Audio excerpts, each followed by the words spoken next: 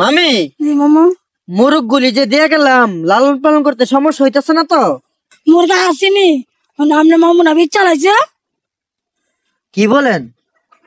মুরগ বিক্রি করে দিছে? জি মামু মামু মামি এসব কি বলছে?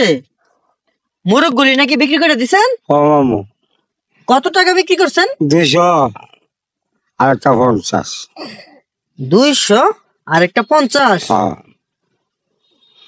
বুঝলাম না, দুইটা মুরগ কিনে দিলাম প্রায় 1100 টাকা দিয়ে, আপনি 200 টাকা আর একটা 50 টাকা দিয়ে মুরগ বিক্রি করে দিছেন।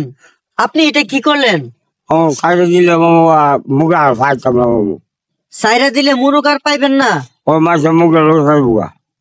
তাই বিক্রি করে দিছেন? হ্যাঁ মামু আমি না করছি শুনে না, আমি করছি পালমো। ও না আমার ভালো লাগতো না, বিচ চালাই।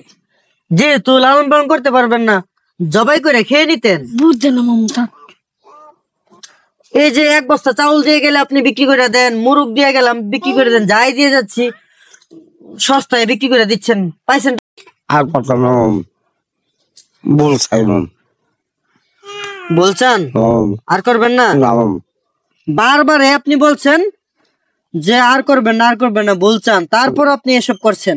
আর কথা না মামু, ভুল চাই। যেই কাজ করছেন আপনাকে তো আর টাকা দিতে মন চাচ্ছে না, কি করব বলেন? মামু কি কথা মামু, পড়ছি মামু যাও না মামু। বেলাইতাম ও মামু যাও না মামু। আবার যদি এমন ভুল করেন তাহলে কিন্তু আর টাকা দেব না। আচ্ছা আর কথা না মামু, আমার ভুল হিসেবে। আপনার ভুল হয়েছে? আচ্ছা দিচ্ছি।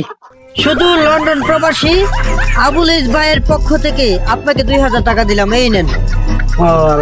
আল্লাহ আবার আল্লাহ দেখো আল্লাহ। ওনার মা বাবা আত্মীয় স্বজন সবার জন্য দোয়া করবেন। তবে নাকি তখন